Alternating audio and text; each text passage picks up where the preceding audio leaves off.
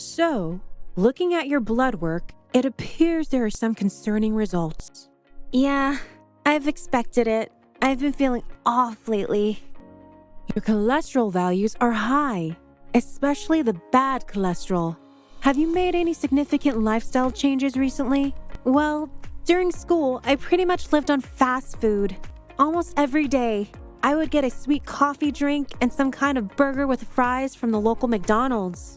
Plus, with all the studying, I had little time to cook or exercise. I see. It is common for busy schedules to result in bad habits. I've noticed you have gained a total of 30 pounds during this period since the last time I saw you. I felt the effects. My clothes fit tighter, and I lacked the energy I formerly had. I assumed it was due to the school-related stress. Those might be related. Stress and bad diet can harm your health over time. It is critical to address these issues immediately before they worsen.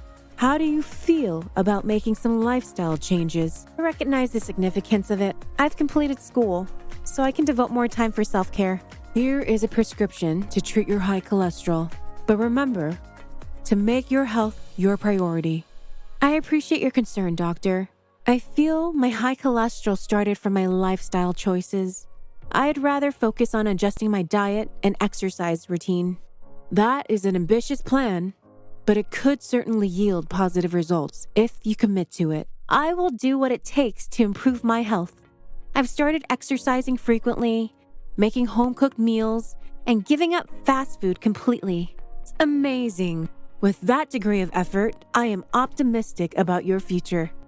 Let's schedule a follow-up consultation after 6 months to assess your cholesterol levels again. Oh, and before you leave, let me share 7 deceptive foods you should avoid for a healthy and happy life. Thank you very much. Looks like I'll be going over my shopping list again. Let's look at red meats, a product well known for its high saturated fat content. Consider your classic burgers, flavorful ribs, tender steaks, and powerful pork chops. I'm not recommending stopping them completely, but take a strategic approach. Consider portion control with no more than a 3-ounce serving. I understand. So, quality and moderation are key when it comes to eating red meat. Exactly. Now, about poultry. It's not exactly guilty-free. While leaner than red meat, it contains a lot of saturated fat. So, changing red meat for chicken daily may not be the best option. Okay, I'll keep track of my poultry consumption as well. Now, let's talk about options. I have reservations about chemically treated meat replacements. While they may be convenient, they come with a side of uncertainty and processed components. Well, I learned at school that processed foods are bad for you. How come? Processed meats are the antagonist in our dietary narrative. The World Health Organization has classified them as carcinogens, which are related to cancer. Also, they're high in sodium and saturated fat, increasing their negative impact. So, those lunchtime favorites I've grown to love could be posing serious health risks? Exactly. Indulging in processed meats is like inviting danger onto your plate, but with knowledge, there are healthier options to go around the unhealthy options. No chemical meat replacements for me. On to fried foods.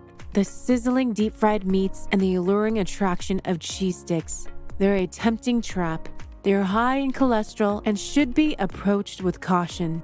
Not only are they high in calories, but they also include trans fat, which are known for increasing the risk of heart disease, wreaking havoc on your health. So, all of them result in disasters? Yes. But are you aware of the worst offenders? Regarding cholesterol, chicken wings, mozzarella sticks, and onion rings top the list. Frying them increases calories and raises cholesterol levels. But some people can't just give them up because it's their go-to comfort foods. If you're craving them, there's a healthier option. Consider an air fryer. But remember, only occasionally. Sounds great.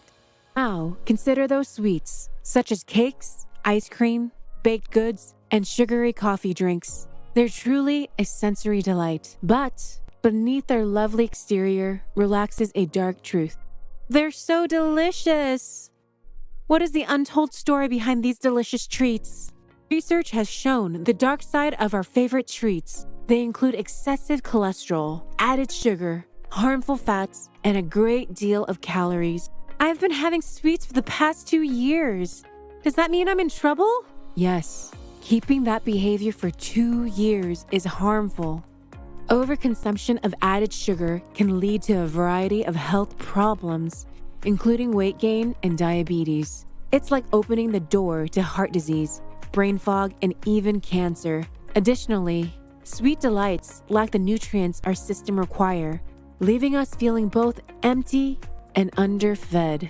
Here's a shocking fact. Sugar can be found in unexpected places, such as spaghetti sauce and fast food. Yes, you heard that correctly. Many unsuspected violators, including ketchup, breakfast bars, and even tonic water, contain added sugars. I had no clue sugar could be hidden in so many unexpected areas.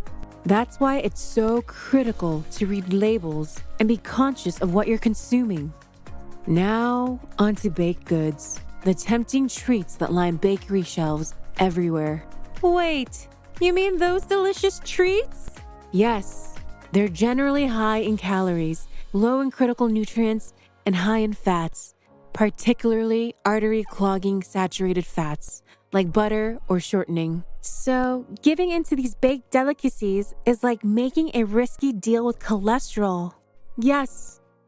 Did you know too much sodium can raise your cholesterol levels dramatically? You may believe you're safe by avoiding canned soups and salty snacks, but guess what? Sodium exists in common foods, such as bread, cold cuts, pizza, frozen meals, and even some poultry meals. Really?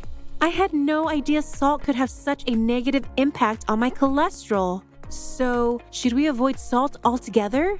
Not necessarily. Salt is vital for our bodies. The trick is to be careful of how you're ingesting and to choose better sources of salt, such as natural herbs and spices whenever possible. I believe this one is your go-to, fast food. But let's be honest, it's not good for your health. It is a major contributor to chronic illnesses such as heart disease, diabetes, and obesity. Oh, I had no idea that fast food could be so bad for my health. It's like a windy road towards chronic health problems.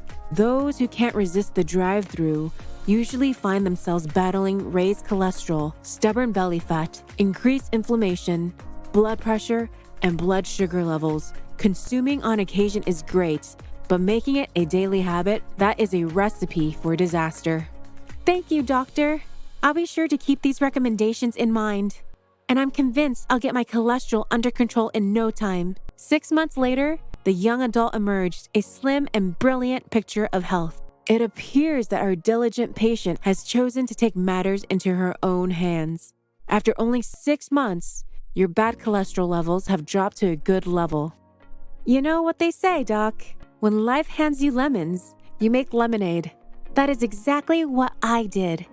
No more drive-thru or greasy takeout. My changed lifestyle is all about eating healthy food and sweating it out in the gym. Your counsel was beneficial. Thank you for your guidance. My health has improved, and I vowed never to let myself go back to those habits again. Next time, I might not be as fortunate.